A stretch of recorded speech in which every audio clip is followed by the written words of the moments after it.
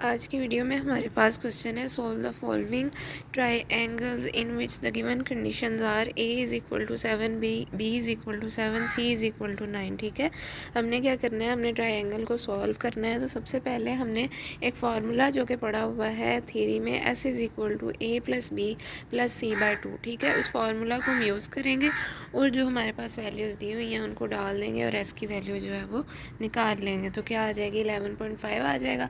अब हम क्या करते हैं, अब हम s minus a, s minus b, s minus c निकाल लेते हैं। बहुत ही ईजी है, s की वैल्यू जो है वो हमने निकाल ली हुई है, उसमें से a की वैल्यू गिवन है वो डाल देंगे तो हमारे पास s माइनस ए आ जाएगा। इसी तरह से हमने s माइनस बी और c भी निकाल लेना है। अब हमने हाफ एंगल फार्मूलाज पढ़े हुए हैं थ्योरी में, वो क्या स्टेट करते हैं, कोस अल्फ़ा बाय 2 किसके इक्वल होता है, under root of s into s minus a by b c के। इसी तरह से कोस बीटा बाय 2 जो है वो किसके इक्वल होता है, under root of s into s minus b by a c के। और इसी तरह से गैमा के हवाले से भी हमारे पास हाफ एंगल का फार्मूला होता है।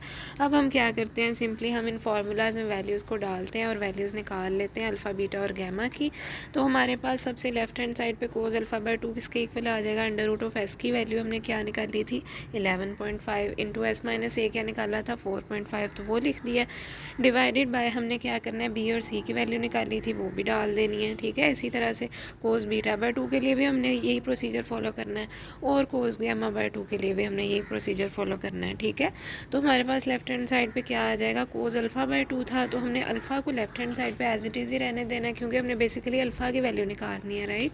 सो अल्फ़ा किसके इक्वल लिख सकते हैं, 2 कोस इनवर्स ऑफ जो अंडर रूट ऑफ तमाम वैल्यूज़ थी हमारे पास कैलकुलेट करने के बाद आई थी, तो वो क्या आया था 0.9063। ठीक है, तो ये चीज़ हमारे पास आ गया। जब हम इसको कैलकुलेट करेंगे 2 multiply by cos inverse of given condition, scientific calculator जो है आपने यूज़ करना है, तो आपके पास किसके इक्वल आ जाएगा, 50 डिग्री के इक्वल आ जाएगा अल्फ़ा। इसी तरह से बीटा की वैल्यू निकाल लेनी है, सेम इसी तरह से आपने गैमा की वैल्यू भी निकाल लेनी है। ठीक है, तो ये प्रोसीजर है, इसको आपने फॉलो करना है। आपके पास कोई भी क्वेश्चन आ जाए जिसमें कंडीशन दी हुई हो कि ए की ये वैल्यू है, बी की ये वैल्यू है, सी की ये वैल्यू है, तो आपके पास कोई भी ए बी सी की वैल्यूज़ वेरी करके आ जाए और आपको कहे कि भाई आपने सॉल्व करना है गिवन ट्राइएंगल को, तो आपने सेम प्रोसीजर फॉलो करना है।